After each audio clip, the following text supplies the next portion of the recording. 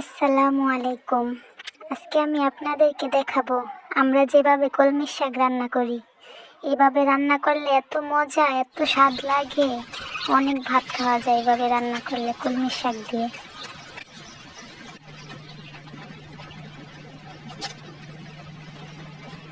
আমি কলমির শাকগুলো কেটে নিব, কেটে নিয়ে ভালো করে পরিষ্কার করে নিব, কয়টা আলু কেটে ধুয়ে নিব।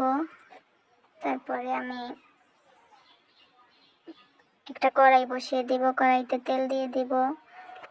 তেলের মধ্যে চিংড়ি মাছ ভেজে নিয়েছি, তারপরে পেঁয়াজ দিয়েছি, কতক্ষণ নেড়ে ছেড়ে নিয়ে আদা রসুন দিয়ে দিয়েছি।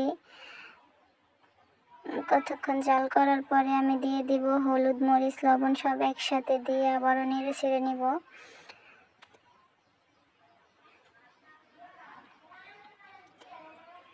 নেড়ে ছেড়ে ভালো করে একটু জাল করে নিব। জাল করে নেওয়ার পরে আমি একটু পানি অ্যাড করে দিব।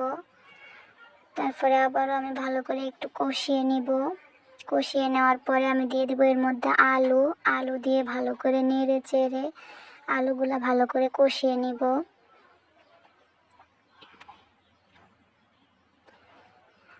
আলুগুলো কষিয়ে নেওয়ার পরে আমি দিয়ে দিব এর মধ্যে কলমি শাকগুলো ভালোভাবে নেড়ে চেড়ে ঢাকনা দিয়ে ঢেকে দিব।